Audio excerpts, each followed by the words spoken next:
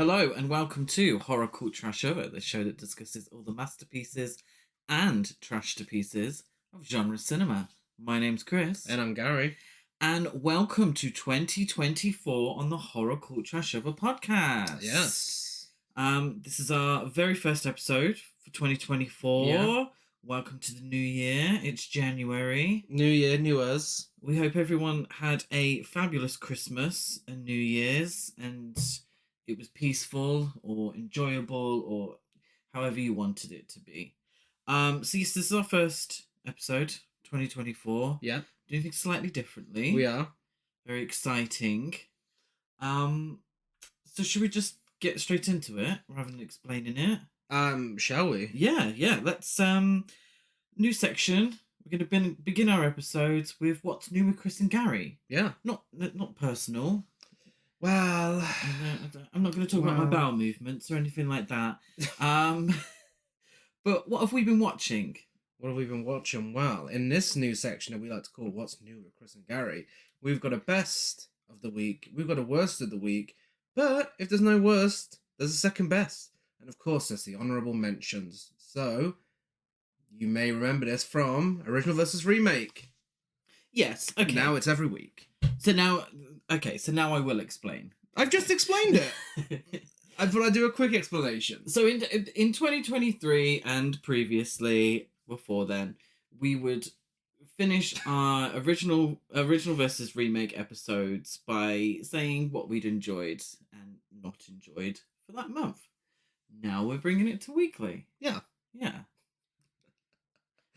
Great start. First up, what's your best of the week? So my best of the week would have to... Well, if we're going with films that we've watched this week, and we haven't watched too many... It can be anything. Just yet. There's no rules as to what it can and can't be. Okay, can I just say, maybe, definitely top 5 best episodes of Real Housewives of all time. But that's my second best. Yeah, the finale of Real Housewives of Salt Lake City. Season 4. Top tier entertainment. Camp as you like. Yeah. So over the top. Genuinely quite shocking. Especially if you've been following the story for not just this season, but for prior seasons as well. I was entertained from start to finish. Gossip Girl meets Scream. Gossip Girl meets Scream meets Pretty Little Liars meets Showgirls. What's the one with Reese Witherspoon and Laura Dern? Nicole Kidman. Oh, Big Little Lies. Big Little Lies. All of it. That scene on the beach. I'm sure you've seen it, even if you're not Housewives fans. It's the moment of television to start 2024. We've got a villain of the year already. Oh, 5 stars, 10 out of 10. I should watch it again. Get Heather Gay her Emmy. Oh, Heather Gay deserves an award. And I was going off Heather Gay. I was going off Heather Gay, despite the surname. But she's back. Yeah. I loved it. Oh my god, so entertained. Yeah, absolutely. When we first started the podcast, I'd never seen an episode of Housewives, and now I can't imagine life without it. Don't know what it says about my life, but there we go. I believe, and I shouldn't have to defend, and I'm not defending my taste, but I do believe there's enough room for both. There is. I can have Real Housewives in my life and enjoy that, and I can also sit down and watch a Bergman movie. Yeah. And still enjoy that. And what we'll probably find is sometimes there's some parallels between the two. It's true. Bergman does a lot of domestic dramas. Yeah. You know? So I feel like in my life, in my viewing, there's enough room for everything. Apart from Fast and the Furious, but let's not get into that. Is that your best of the week? My best. Your number one? My number one, the most I've been entertained for an hour this week. And maybe I'm a little biased because the memes have been hilarious as well. But the most I was entertained, and I know you're gonna judge me, I'm not judging. No, it was great. but because what you're gonna say is arguably better, I give them both 5 artistically stars. better, but in terms of entertainment, shock value, it was it was that season finale. Wow. And for once on this podcast, I am going to sound more classy than Chris. That was my second best of the week. My best of the week, which is probably Chris's second best of the week, is the Discarnates. And you might be thinking, what is the Discarnates? It is the original adaptation of the novel Strangers, directed by Nobuhiko Obayashi, who did House. Yes. Yeah. And it is amazing. Like, obviously, we're getting All of Us Strangers later this month, which I'm sure will appear in one of these episodes. And it's just incredible. I read the Taichi Yamada novel before Christmas, and it was amazing. I mean, both that and this original adaptation are both 5 stars for me out of 5.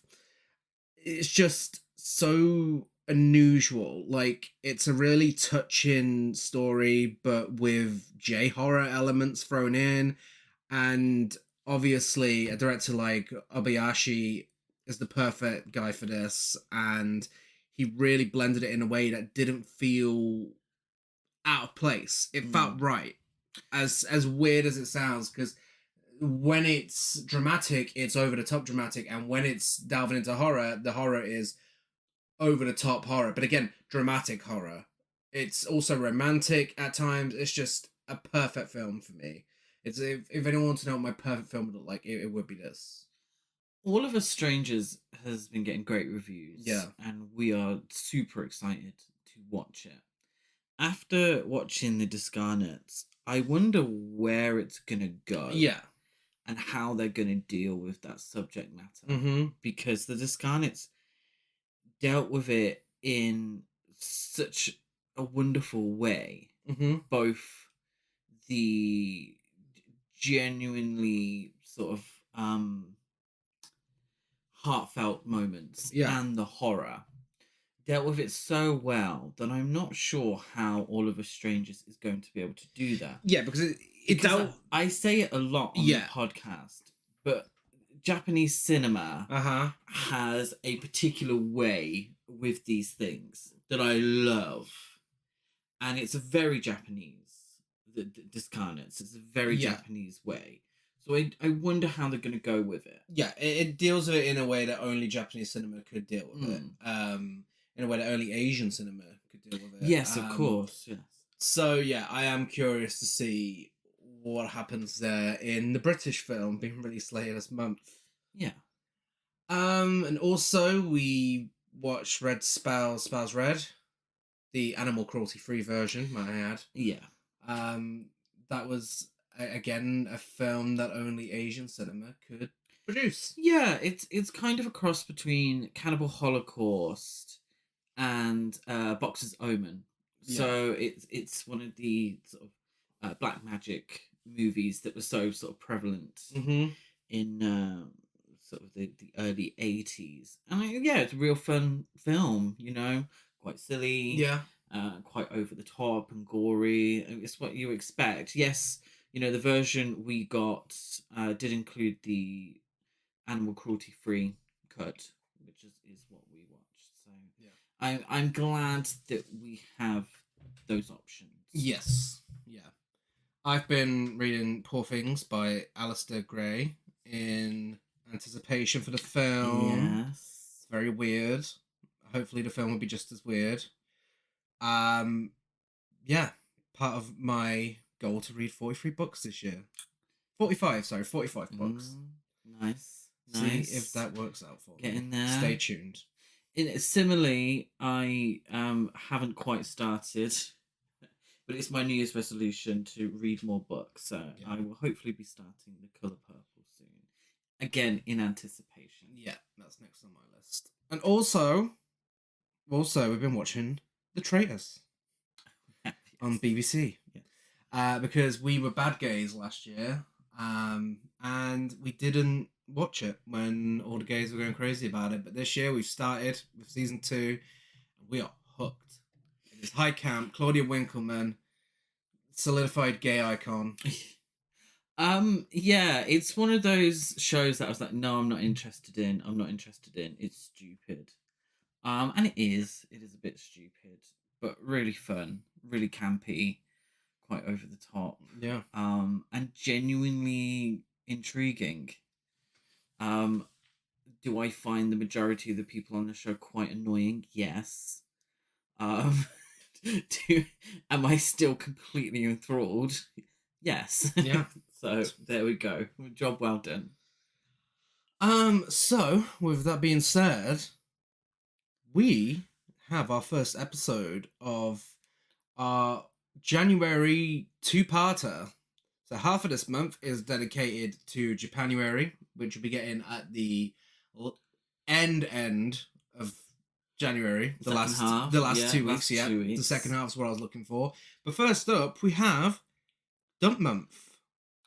Yeah, so Dump Month, it's got nothing to do with shitting. Dump Month is essentially films that we've chosen to discuss that were released in January. Historically, January is the month where box office takings are quite low. Yeah. And so studios have always released the films they have little faith in within January. And we just wanted to discuss a couple of films that we believe either shouldn't have been released in Dump Month or it's right that they were. Yeah. So this week was my choice. It was Joe Dante's Matinee from 1993. That is. And yeah, as you said, directed by Joe Dante. Yeah. Director of Inner Space, Gremlins 1 and 2, The Howling, Piranha, Small Soldiers, The Burbs, Rock and Roll High School, Looney Tunes, Back in Action, and more. And from this moment on, a spoiler warning is in place. So if you haven't seen Matinee, go and check it out. Because, spoiler alert, it's the better half of Dump Month. It is, yes. And we highly recommend checking it out. And if you're new to this podcast, we're about to talk about the whole thing. Continuing now. It was written by Charles S. Haas, who did Over the Edge, Tron, Tex, Reckless Disregard, Martians Go Home, Gang of Four, Gremlins 2, The New Batch, and Rebel Highway. And Jericho Stone, who only wrote My Stepmother is an Alien, aside from this. Oh, wow. He did the original screenplay, which was very difficult from the final product. And according to Joe Dante, Jericho's take was more of a fantasy. It was set in an old movie theatre at a matinee, and Mant is showing the film within the film. The characters are all the kids in the neighborhood, and it's all about how they imagine the theatre as a sort of phantasmagoria of scary matrons, vampire projectionists, and things like that. At the end of the film, the kids, now grown up, have a reunion there, only to find it's become a video store. Kind of sounds like it, but anyway. I like the idea of that. That is good. It's a fun idea. I do like the idea of that. I like what they eventually did as well. But I would have liked to have seen that take on it. Actually. Yeah. I mean, he only received a story credit for Matinee, alongside Haas. Haas got sole screenplay credit due to the rewrites he did to the original script. And Jericho wasn't happy about this, so he would later litigate unsuccessfully against the Writers Guild for a screenplay credit. But nope, he's only credited for the story.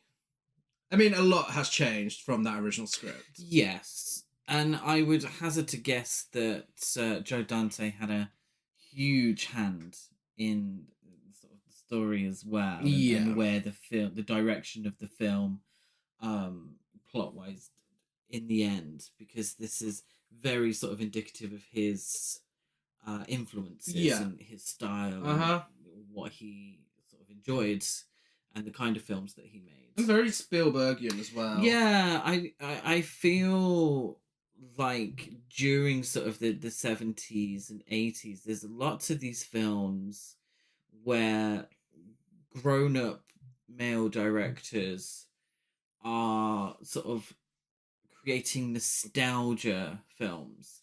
I'm thinking stuff like Stand By Me, by Rob Mm-hmm. Reiner, Back to the Future, Steven Spielberg. Yeah. So much of his is clearly influenced by the kinds of films that he loved as a Mm-hmm. child. So something like Gremlins is absolutely a sort of little creature feature, Yeah. and so reminiscent of the kinds of films that Joe Dante would have Uh-huh. loved, Piranha, all that shit, all of them. Yeah. And I think this one really takes that Mm-hmm. and runs with it. Yeah. No, it definitely does. It's made on a budget of $13 million and it only made $9.5 million at the box office. It's now a cult film, of course. So the big question is, did this deserve to be dumped? That's a lot of D's for one sentence. No, No. absolutely not. No, it did didn't. I feel like should have been a summer blockbuster. It should have had a summer blockbuster. Yeah. I feel like kids in the 80s and grown-ups would have really loved this. I don't know about the marketing or anything like that, but I think it's a real shame that it was a box office bomb. I mean, Dante wasn't exactly unfamiliar with disappointing box office. No. With Gremlins 2, Explorers, Inner Space. But he'd also had big hits like Gremlins and The Burbs.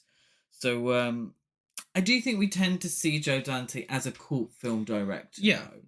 I don't think he has the stature of someone like Steven Spielberg, who pretty much constantly gave box office it's true blockbusters. It's easy to forget that with the success of Gremlins. But yeah, no, I agree. I mean, he's up there for me. I think he's one of the best, and he's great at what he does. Yeah.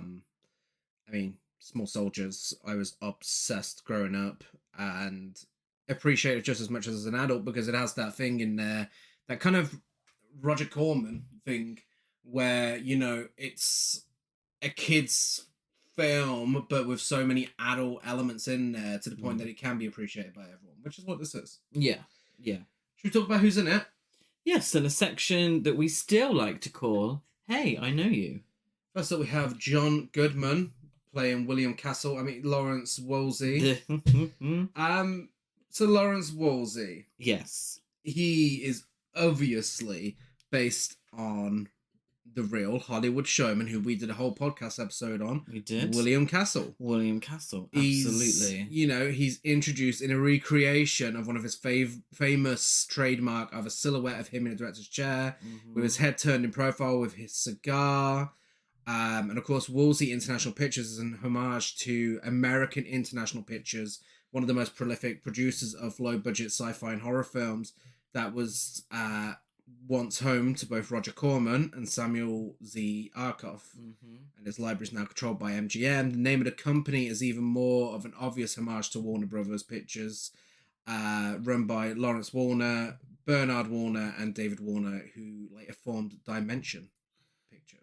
Wow. But yeah, so the whole thing is a homage to B-movies of the 50s, the 60s, and so on. But also horror cinema as a whole, but mainly William Castle. Yes. And John Goodman in this proves that if there's ever a biopic about William Castle, he's the man to play him. Yeah. He does it so well. Of course, he's the star of 10 Cloverfield Lane, Barton Fink, Argo, Flight, The Borrowers, True Stories, The Big Lebowski, The Flintstones, The Hudsucker Proxy, and so many more. Yeah. Whereas Joe Dante's up there amongst favourite directors, John Goodman is one of my favourite actors. I think he's fantastic. He's so charismatic in everything he's in. Regardless of the quality of the film, he's always fantastic. And he just provides such a fantastic performance here. He definitely comes across as one of those guys where you think he's probably a genuinely nice guy off screen. I reckon everybody likes him. Yeah. And that definitely shows in front of the camera as well. Particularly in this role, I thought he was fantastic. Yeah, you could tell, I think he had been studying William Castle. Yeah. Even though he wasn't technically playing William Castle, even though he definitely is. I think he studied him for the role because he definitely shows. Yeah. I'm sure it was in the notes. Kathy Moriarty plays Ruth Corday and Carol. Rage using Raging Bull, Soap Dish, The Bounty Hunter, Analyze That, But I'm a Cheerleader, Crazy in Alabama, Casper, Kindergarten Cop, and more. She brings the camp for this film when it's missing. Yeah. She is the old Hollywood B-movie actress. Yeah. Who's a little bit sexy. Yeah. And a little bit fed up. She is. Oh, should I say a lot of bit fed up? Yeah. I think she's great. I love Kathy Moriarty. I love her voice. I thought she was absolutely impeccable in But I'm a Cheerleader. I think she's a fantastic actress. And she's one of those actresses that I think we tend to latch onto. Yeah. Where they maybe haven't had the bigger career as they probably could have. Yeah. I think we tend to, as in me and Gary, tend to follow these kind of actresses. So she's definitely up there. Love her. Yeah. Simon Fenton plays Gene Loomis. He was in The Power of One, Tom's Midnight Garden, Castles, The Bill, Century Falls, Soldier, Grange Hill, Casualty, Through the Dragon's Eye, and more. He does a really great job, especially with, the revelation that he's British as well. Yeah. I had no idea. Wow. Very, very convincing. Yeah. Accent. But yeah, he gets the task of leading the film. With a child actor that could always go one of two ways. But he does a really good job. Yeah, I agree. He doesn't actually come across as annoying. No, which is rare. Yeah, quite endearing, actually. Yeah. So, just to confirm, I've done some research and he is British. There we go. Well, I don't think anyone... That one American actor that's picked to play an American character in The Bill, Grange Hill, Casualty. Yeah, I was going to say. Maybe he moved over here. Omri Katz plays Stan. He was in Hocus Pocus, Dallas, Erie, Indiana, The John Larroquette Show, Zorro, Dinosaurs the Movie, The Torkel Sons, Freaks and Geeks, and more. Which one's Stan? Stan's his friend. Oh, okay. Finds, okay. Yeah, he does an alright job. I mean, he ain't got the biggest role, has he? No, he's very much one of those Steven Spielberg / Stephen King type kids. Oh, yeah. Yeah, they've always got that hair and like a stripy t-shirt. Yeah, all he needed was a bike and he would have been... That's true. Perfect. As bizarre as it is to say, in a bizarre series of events, Naomi Watts is in this. She is. As shopping cart starlet. Yes. I believe her first American role. Yes. Star of Mulholland Drive, podcast film The Ring, The Ring 2, King Kong, Birdman, The Impossible, Twin Peaks The Return, Funny Games remake, St. Vincent, and more. She gets a small amount of screen time, but she really does a fucking great job. Well, what she's part of is maybe arguably the funniest part of the film. So we'll get to that when we get there. And of course, it's Joe Dante, and I can't recall if we've done a Hey I Know You for Joe Dante before, but if we did, his name definitely would have appeared. It's Dick Miller, everybody. Dick? That's an interesting name. As Herb Denning. The most, again, Steven Spielberg / Joe Dante / Stephen King name from anything ever.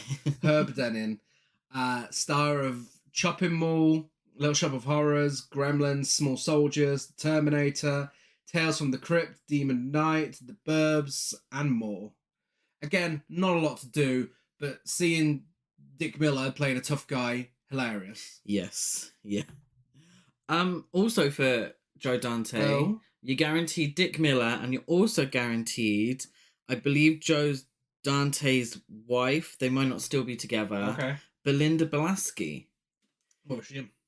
Gremlins 2, Small Soldiers, The Howling, Piranha, Nice. Amazon Women on the Moon, Food of the Gods, Cannonball. So yeah, she plays Stan's mother.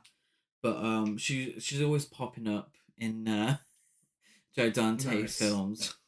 And also, John Sayles plays Bob. Now, he's star of Malcolm X, Something Wild. He was also in The Howling and Piranha.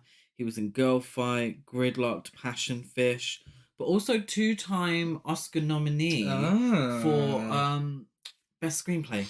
nice. So he wrote The Howling, he wrote Mimic, Lone Star, Alligator, Battle Beyond the Stars, Passion Fish, The Brother from Another Planet. He also directed Passion Fish and The Brother from Another Planet. So really a real sort of prolific Yeah. movie writer and director and actor. And he plays Bob, so sort of Dick Miller's sidekick, really, Yeah. in probably a cameo, I Uh-huh. suppose you'd call it. But I Yeah. thought That's it, it was so. quite interesting. That is quite interesting. With that being said, let's talk about our feature presentation. He came to the ends of the earth Aren't you that guy that makes them scary movies? just as the earth was about to end. The country is on red alert. What a perfect time to open a new horror movie. The whole world's gonna blow up anyway, so we should just do whatever we want. Looks so real. From the director of Gremlins, Wait till you see the feelers on this thing. John Goodman. I love this business. Matinee, rated PG, starts Friday, January 29th at theaters everywhere. So we get an introduction to We do. producer Lawrence Wolsey in his director's chair with his big cigar, warning us about ants mutating as a result of the atomic bomb.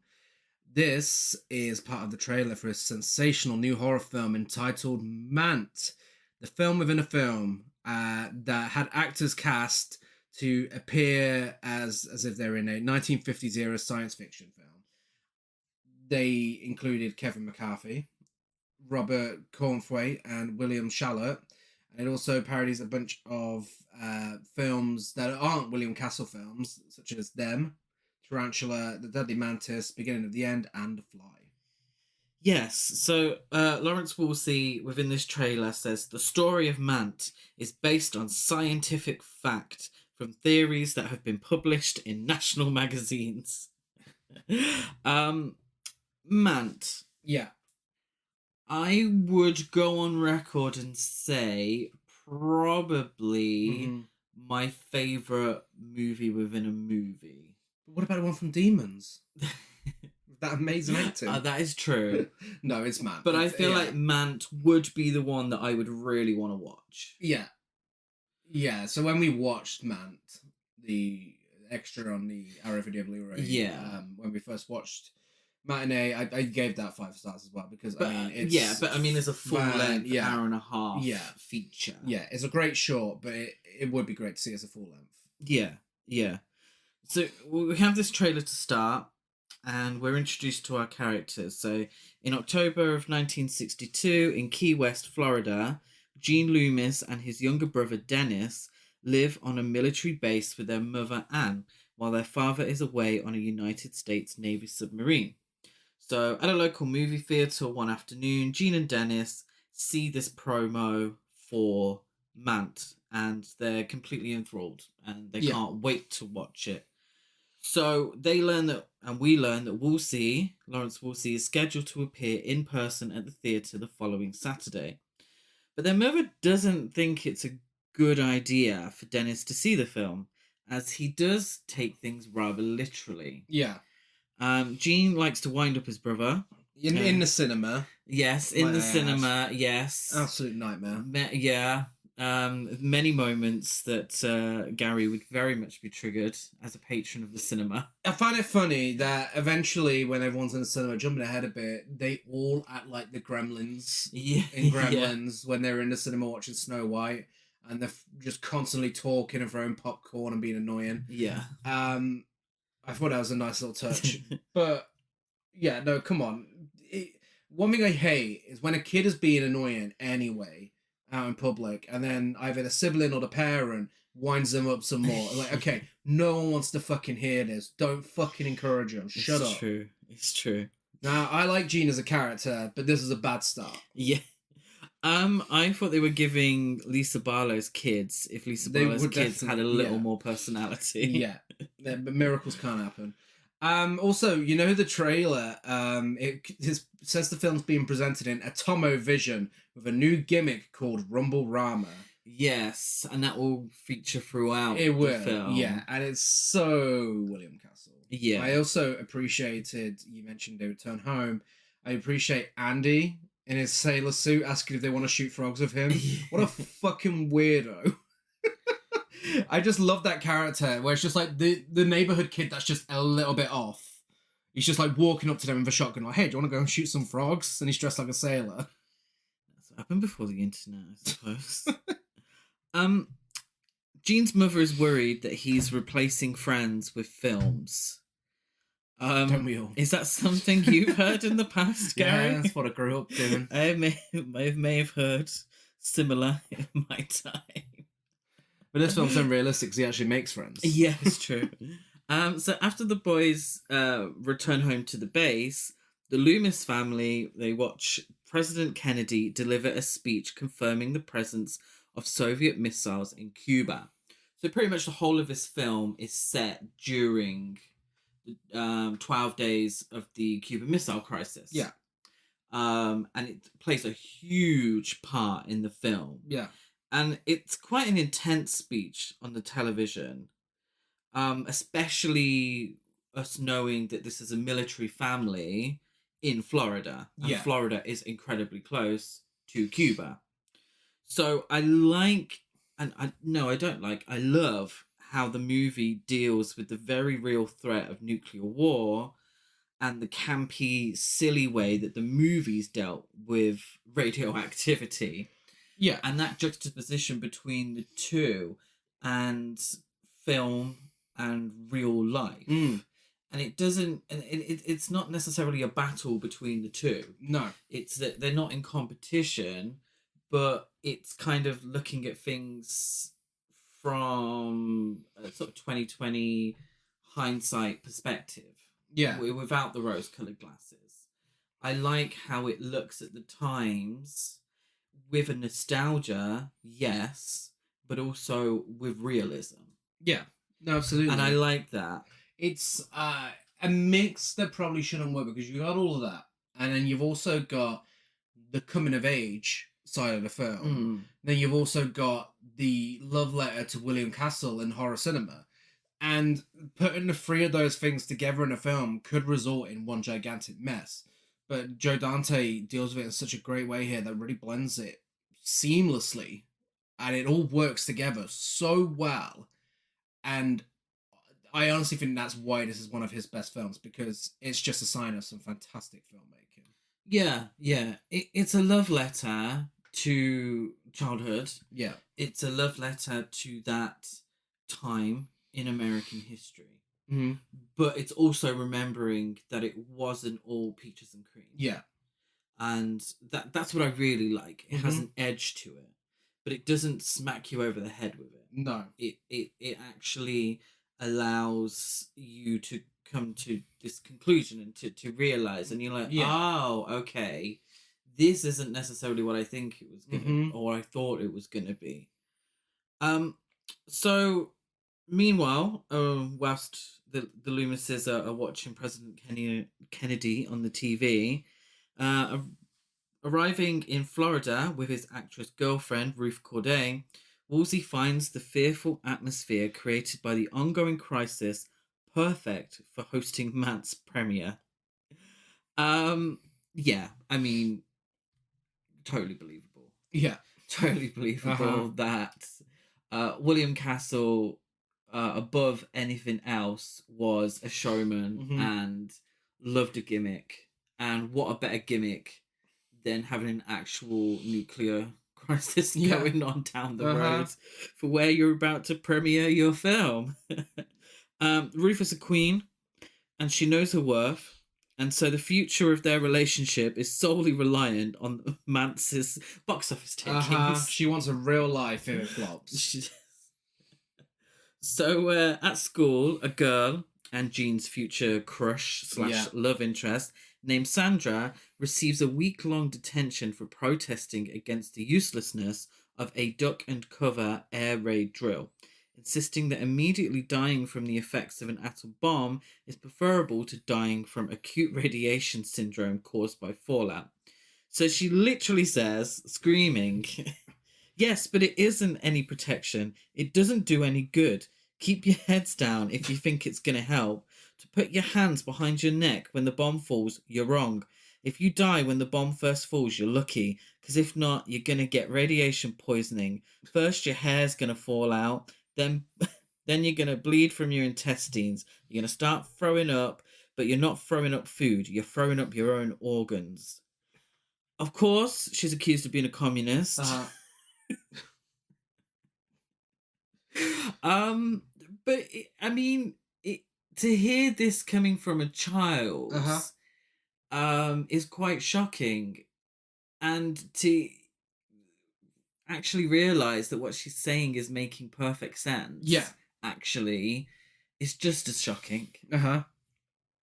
So Gene gradually befriends one of his classmates, Stan, and Stan has a crush on another girl at school called Sherry. Sherry's very concerned for Gene's father and our boys, as she puts it, in the military, and suggests that they say some special morning prayers. I mean, that speaks for itself. Whenever you see it all the time, thoughts and prayers. As if thoughts and prayers gets anyone anywhere. I think Stan might be a potential future sex offender. He says they're all talking about Wolsey at lunch, and he says that it would be perfect to take a girl on a date to see the eyes of Dr. Diablo, because it's a film that hypnotizes you. Oh dear. Oh dear. They go back to Stan's house, him and Gene, and they listen to a record where a guy just keeps saying tits and ass. Yeah.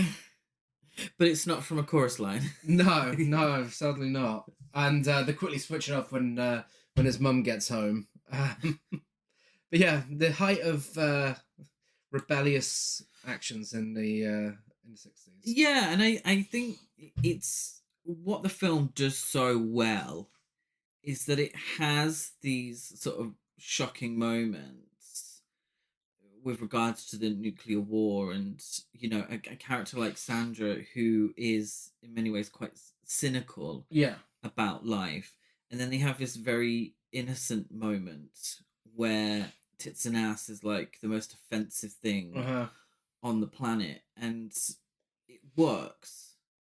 And I feel like it maybe shouldn't work. It might feel a little too jarring, or might be a little too schmaltzy. But it actually really, really works.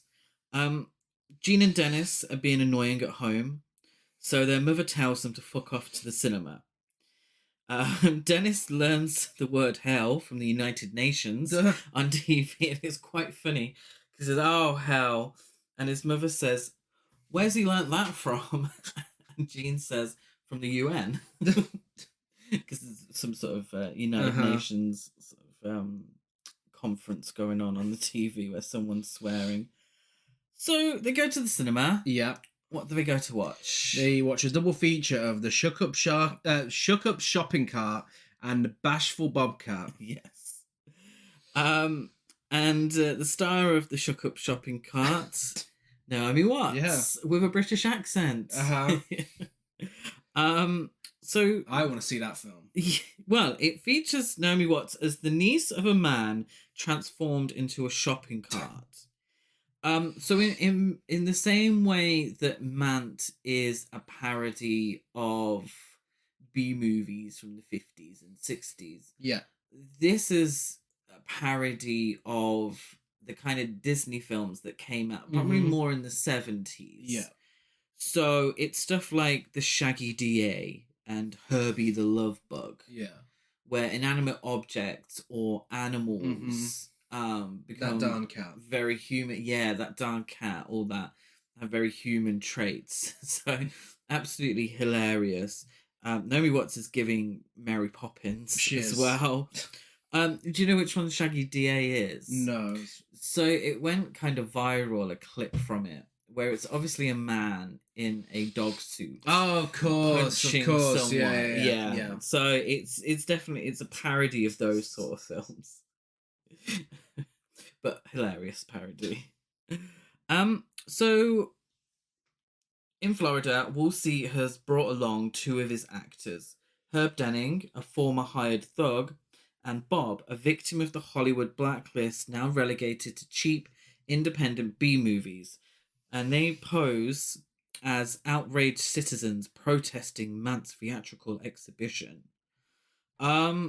It's playing on the idea, and we've spoke about it many times on the podcast, the idea that all publicity is good publicity.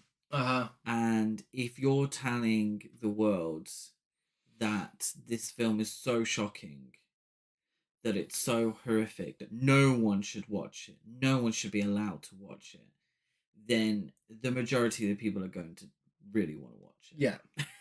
Yeah, I like the little bit of dialogue where they're like, oh, have you seen the film itself? And like, no, but we don't need to go down to the sewer to know it's filled with trash. Yeah. And it's like, oh my god, that felt like a dig at the video nasties. Yeah. Yeah, because that's Sandra's parents. Yeah. So Sandra's parents, Jack and Rhonda, they're advocating for allowing the premiere to go on based on the First Amendment rights. They're, again, damn communist hippies. Funnily enough, Sandra refers to them as Jack and Rhonda as well. Yeah. So I feel like I think that's a hippie thing as well. I think so. I think it's a bit of a parody on that culture as well. Yeah. So again, it kind of toes the line quite well, where it's sort of bringing up this sort of community, and they're very forward thinking, which is a great thing in many respects. Yeah. But then it's also kind of a bit like your kid calls you by your first name. It's so weird. Yeah. And I'm not judging anyone that does that, but it's very strange to hear a child not call their parents mum and dad. Yeah. Or mum and mum, or dad and dad. So violent juvenile delinquent and aspiring poet Harvey Starkweather, Sherry's ex-boyfriend, threatens Stan. So Stan lies to poor Sherry out of fear, and he calls off their first date, which happened to be on Saturday. And where were they going? Was it the aquarium? They were going to go to the aquarium. They're going to go look at some coral. So, Oh, okay. yeah. By the beach, then. Yeah, I love this character. Sherry. No, I mean Sherry's great. Yeah, but Sherry, but yeah. I love Harvey. Starkweather. I love the soundtrack choices when he's on screen. How when he first shows up, My Boyfriend's Back by the Angels plays. Yeah. So on the nose, but it's hilarious. And then when he's threatening Stan, the score actually sounds like Twin Peaks. It sounds like it's going for the jazzy Twin Peaks score. Oh, yeah. And I felt that happened later on when he was on screen as well. And I just thought it has to be a Twin Peaks reference. Yeah, but I suppose Twin Peaks references as well. Yeah. So Twin Peaks is very sort of Rebel Without a Cause at times. Yeah. It's very sort of this era. He felt very like Bobby Briggs. Yeah, absolutely. But also he felt like something out of a John Waters film as well. And like you said, they are referencing films from around the era when this was set, but it just that soundtrack sounded exactly like it. Absolutely. Which I really appreciated. I also appreciated his poem that he reads to Stan to intimidate him, where he says, "Destiny, it's like a crazy river where you see different people's boats that they have going by on it. But tomorrow's a knife. Tomorrow's a big knife. You get it?" It's like, no, that makes no sense, but it's amazing. I think I got it. Yeah, maybe. Or maybe not.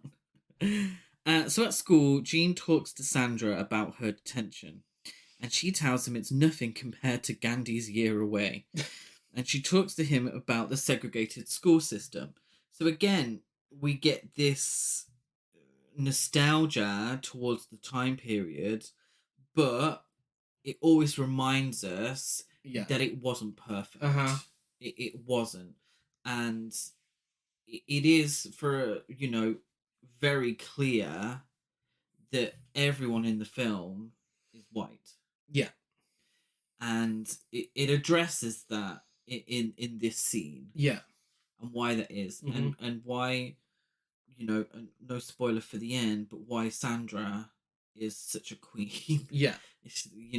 Because she brings these things up, and she's kind of a voice of the future generation. Yeah. She is maybe sort of the voice of the screenwriter himself. Absolutely. Maybe she represents that, because there's a naivety to a lot of the other characters to a certain degree, and they go on a journey really from naivety to, oh my god, is this the end of the world? Yeah. But she's kind of cynical from the start. She kind of knows, despite her young age, she knows that the world isn't great. Yeah, absolutely. So while reading an issue of Famous Monsters of Filmland, Jean recognizes Herb as having starred in an earlier Woolsey film, The Brain Leeches. All these films I would love to watch. He tells Woolsey this, and Woolsey confesses the truth. And pleased with Jean's perceptiveness, Woolsey invites Jean to be part of Saturday's event. During all this, Woolsey is placing shockers under the seats in the cinema. And again, I like how the film it kind of overdoes it a little bit, because it references pretty much all of William Castle's gimmicks. So this is the one from the Tingler where people get shocks on their behinds during certain parts of the film. And Woolsey basically says to Jean, you gotta stand out. There's too much competition. The threat of nuclear war has got people struggling to sleep at night. So you gotta have a gimmick. And I just find it so interesting and kind of comical to a certain degree that the competition for horror films isn't other horror films. It's real life. Yeah. And real life is so scary that his horror films have to have gimmicks in order to compete. It's like, wow, it's kind of sad. Yeah. As well. Yeah. But also kind of comical. It's like, oh, well, yeah, I suppose. It's, I mean, are we at that point where the majority of horror isn't scary compared to real life? Yeah. I think horror always reflects the time that it's set in, though.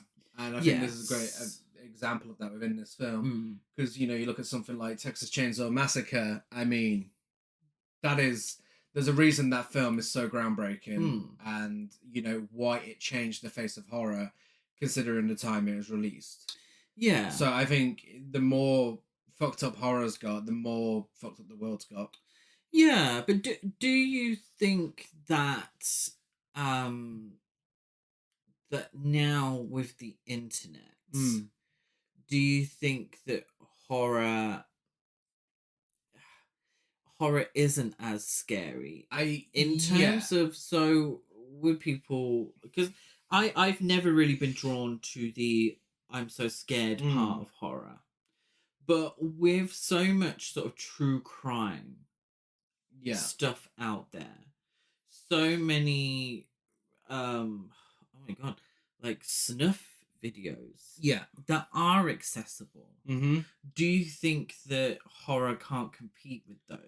I think so, but I think it's trying, and I think that's why films are getting more extreme. And you've got the likes of When Evil Lurks, Evil Dead Rise, Talk to Me, Terrifier 2, and films that are really pushing the boundaries with gore and nastiness within the films and how mean-spirited they can be, because you got to give something for horror fans when they can go and see whatever they like elsewhere at any time. Yeah, and it's if you released a film now about a guy who was bitten by an ant and became Mant, Mant. and not Ant Man, became Mant, it wouldn't be scary. No one would be scared. No one would be horrified. Yes, in 1960 they would be. Yeah.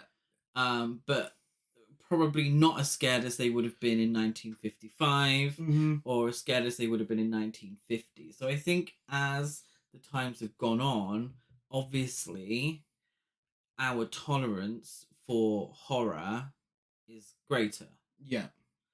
And I do think now more than ever, because of the internet, that's jumped up so much more. And I think so many films have to be, in many ways, like you said, mean-spirited rather than, making you jump kind of scary or being creepy. I think a lot of them have to be really quite shocking in that sense. I think stuff like Hereditary, which is a very creepy film, but what you remember is those truly horrific, really mean-spirited moments. Yeah, no, absolutely.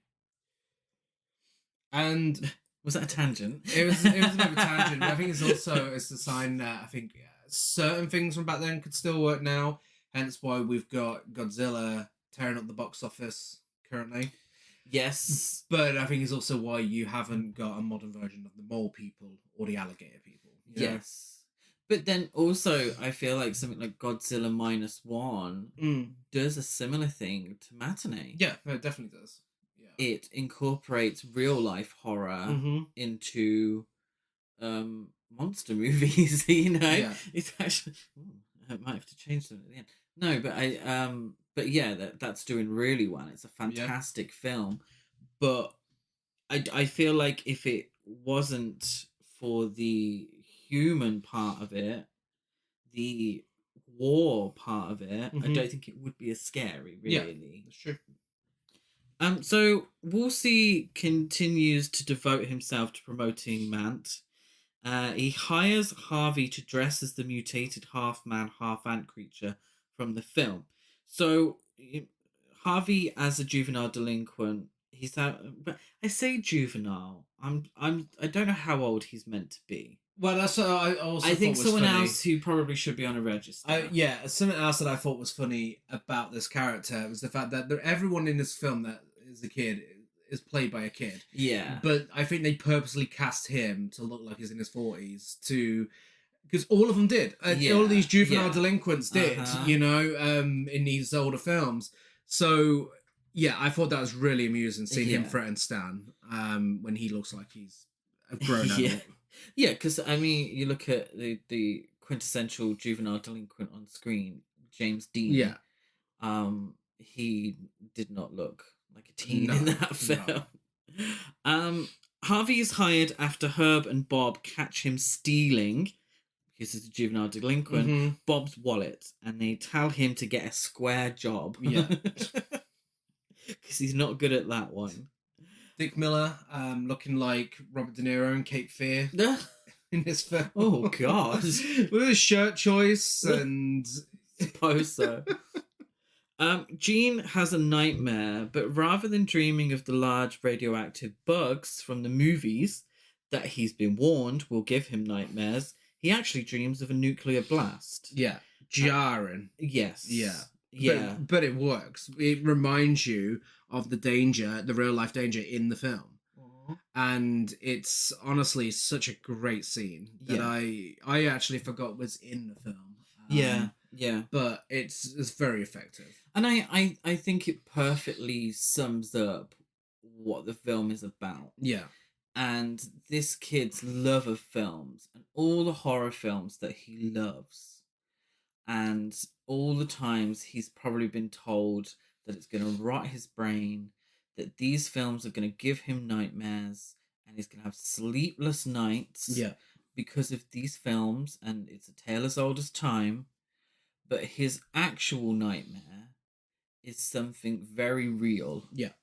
And something very close to home. because he then wakes up and finds his mum crying over an old family video Yeah. in the front room. Mm-hmm. And it's his father, and it's the only time we see his father is through these family videos. Yeah. Or whatever, home videos, home movies. And it's the only time we see him. And I think it's important that this is the only time we see him. Mm-hmm. Because he is in imminent danger. Yeah. He's working in Cuba. Yeah. And it's the horrors of war, the horrors of the Cold War, are very close to home. Yeah. And yeah, I think it's a really interesting part. And I think that the sort of family dynamic without the father as well, and being a military family, I think plays into it really well. Wolsey also installs large subwoofer type speakers as the first phase of a new film gimmick he names Rumble-Rama. The cinema's manager, Howard, warns about Rumble-Rama's potential effects on the old and fragile balcony area, which has a maximum capacity of 100 people. Now, we mention this because it might come up later in the film. At the Saturday matinee, Sherry encounters Stan, who is attending the premiere screening with Jean and Dennis. Initially upset that he deceived her, she later reconciles with him when Jean intercedes on the couple's behalf. So Sherry is there with her little bratty brother. Yeah. Who forces her to go to the cinema with him to see Mant. Because he wouldn't be allowed otherwise. Mm-hmm. And he blackmails her with poems. Yeah. From what's it? Harvey, is it? Mm-hmm. From with poems from Harvey. So he's, I mean, it's a little bit of a cliche, the annoying little brother, but I'm pretty sure it was a real life thing. How annoying these little brother. I mean, I was the little brother, so I don't really know. Ruth is dressed as a nurse, She is. and she gets the audience to sign waivers before viewing the film, exonerating the filmmakers of blame if they have a heart attack. Ruth, being the unbothered queen that she is completely unfazed by a kid with a graze on his arm, believing her to be a real nurse. And twice in this film, a kid comes up to her and says he's hurt himself. Mm-hmm. She's like, oh, okay. Yeah. Completely ignores it. Absolute queen, and she's slain in that outfit. Oh, so she hard. looks so good.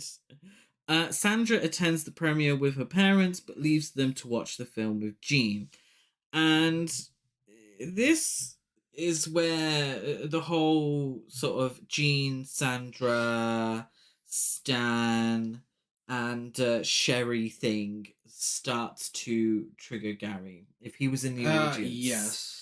Because they're up and down. They're in the middle of the film. I don't know how Jean can be a film fan and get up. I know. And get up and get popcorn and have a little chat whilst the film's on. He was so excited about this film. And first he has a conversation with Stan about what happened. Then he sorts their relationship out. Mm-hmm. And it's like, come on, sit down and watch the film. That's what you're there for. Film. And the film is playing, and what a film it is. Oh, yeah. It's B-movie perfection. So the character of Bill is bitten by a radioactive ant whilst at the dentist. And the dentist, his girlfriend Carol, played by Ruth, and a radioactivity specialist, Dr. Flanken, try to resolve the issue of his now part man, part ant body. The dialogue is so good. Yeah, we get... What in creation do you call that thing? Bill. My personal favourite is, he's not a monster, he's a shoe salesman. Would you let that fit you in a pump? And, oh, Bill, if you could just listen to the man in you and put the insect aside. Insecticide? Where? Young lady, human / insect mutation is far from an exact science. I love it. I love it. And we get a fair bit of the film throughout. It is an extra on the Blu-ray and we watched it. 5 stars. So good. Yeah. So funny. I feel like Joe Dante had a ball doing this. Yeah. Like this is what he wanted to do. Uh-huh. Like I'm assuming he wouldn't get financing to just do a full-on B movie. No. So being able to incorporate as much as he can within the film and film these scenes, I'm sure was bliss to him. And it really shows because it's so funny. The dialogue's hilarious. It's, yes, a parody, but it's also respectful. It is. It doesn't... This film never makes fun of William Castle. No. It never says that William Castle was a bad filmmaker or a bad promoter or anything like that. It's really nostalgic to it and really respectful of it as well. Because we love William Castle. Yeah, they're B movies, you know, they ain't going to be winning any Oscars. No. But in terms of entertainment, they're up there with the best. Absolutely. Now, this is where everything starts to go downhill at the cinema. Yeah. So when Harvey, still costumed as the Mant monster, sees Sherry and Stan kissing during the film, he attacks Stan in a rage, then punches Woolsey after he tries to intervene and a chase ensues. Stan then takes a shotgun from a fallout shelter located in the theatre's basement and uses it to frighten off Harvey. I mean, if the up and down and the gossiping ain't gonna trigger you, Gary. No. Surely this. I'm trying to watch this film. Yeah. But also, this is the point where everyone's acting like gremlins in the cinema as well. Yes. Constantly fucking throwing popcorn and talking.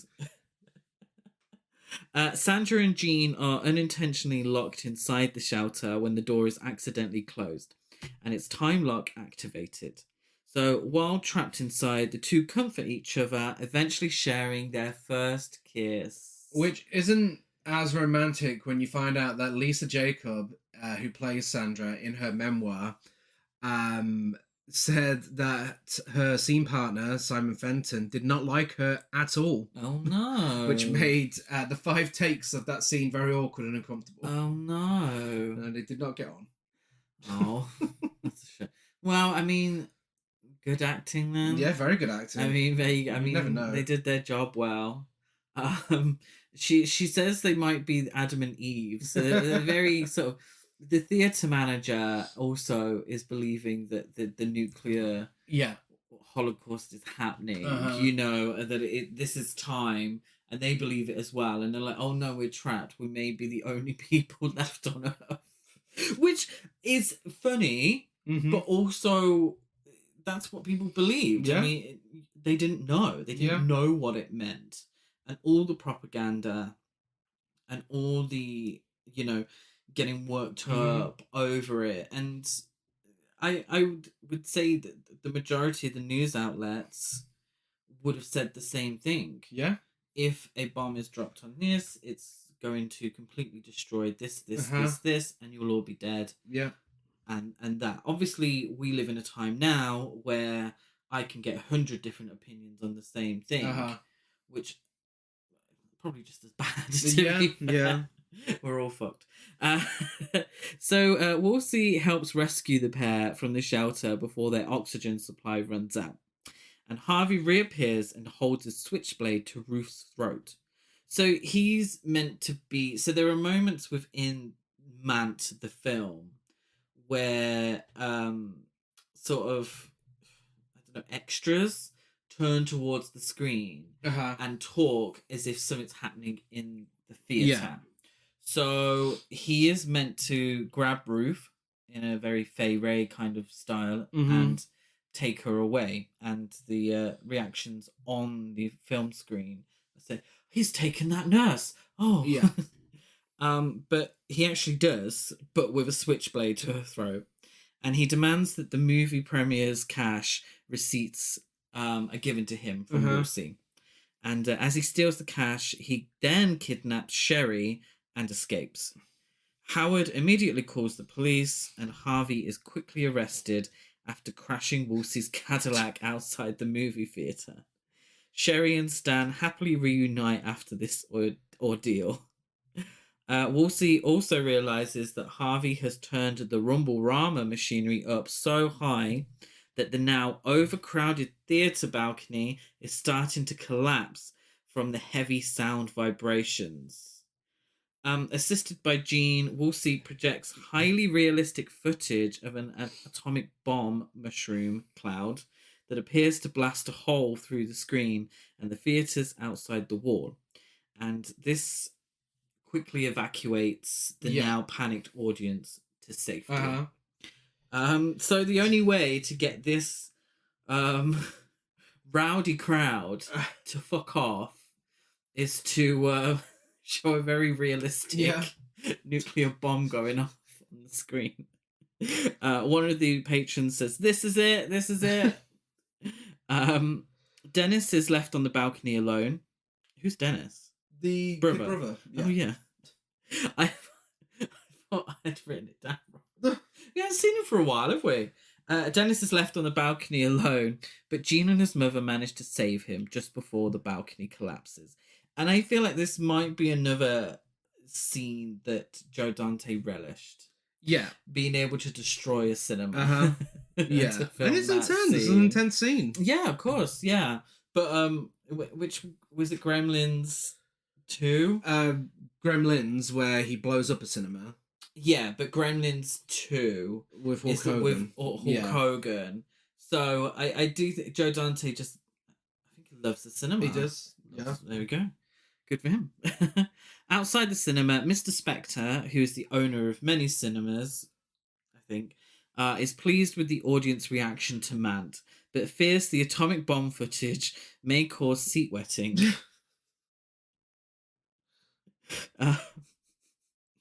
Was it Rocky Horror Picture Show? I got that in my head now. He agrees to open Mant across the country. Yes. So Ruth isn't leaving her man. No. It's going to make some big bucks, and they're happy.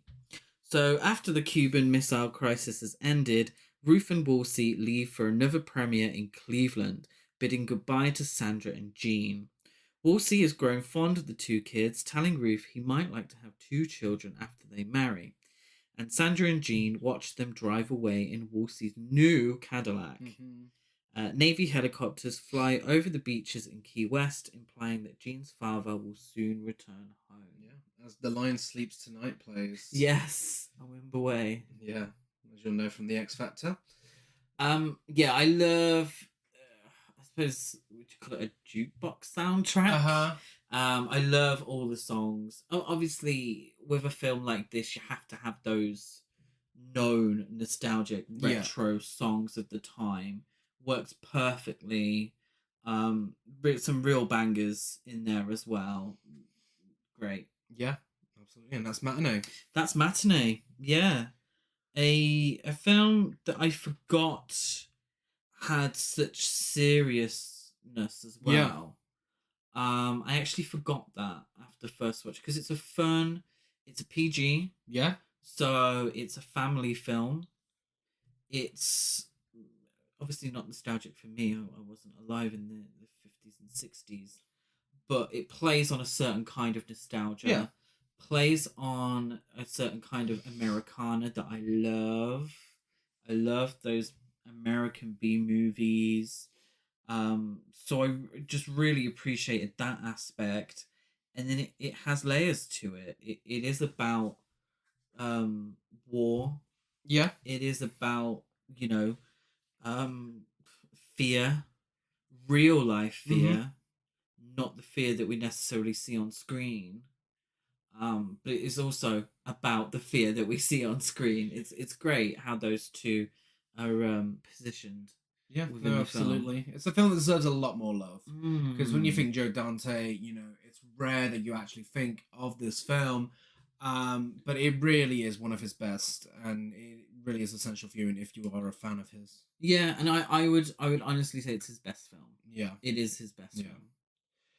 So, shall we give out some awards? Yes. So, first of all, we've got Biggest Queen. Mm-hmm. I gave the award to Sandra, our communist heroine. Yeah, I also gave it to Sandra. Yes. Hell of a time. Biggest Gasp. Mm-hmm. I gave to Jean's Nuclear Explosion Dream. I gave it the same. Great minds think alike. Best dialogue. I wish I could give it to The Whole of Mant. But I specifically went with, would you let that fit you in a pump?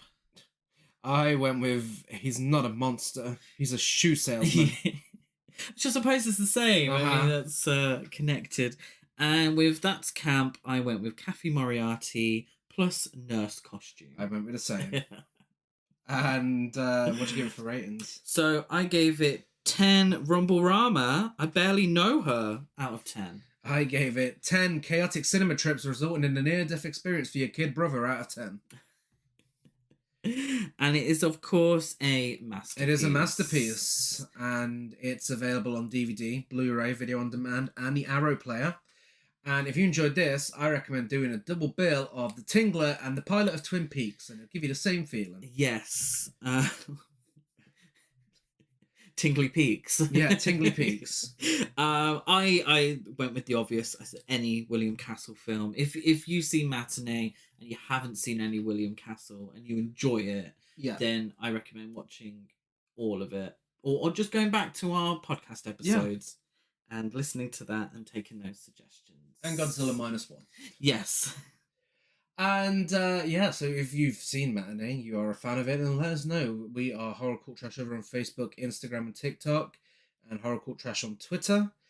And I am Deadout Gaz92 on Letterboxd, Gazmo205 on Instagram, and GazCruise92 on Twitter. I'm Chris Barker 823 on Letterboxd and Instagram. And we are edging closer to Gasp Horror Festival. If you want to know more about what it is, go to Gasp Horror Fest across all social media.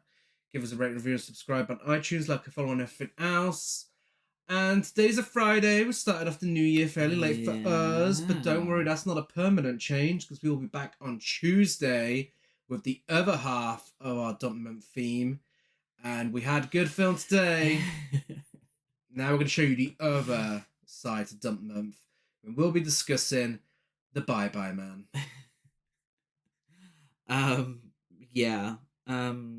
As of right now, I haven't seen it. Definitely going to be one of those films. When you say to people, oh, before I met Gary, I never watched many films, many new films, but now I know Gary, I've seen The Bye Bye Man. That's a long list to add that to. I had the authentic feeling of seeing this during Dump Month and experiencing the disappointment in the cinema when my taste wasn't as good as it is now. So we'll take from that what you will. But yes, Carrie Ann Moss is back on the podcast on Tuesday with The Bye Bye Man. So we will be back in the same time, same place on Tuesday. Bye bye, man.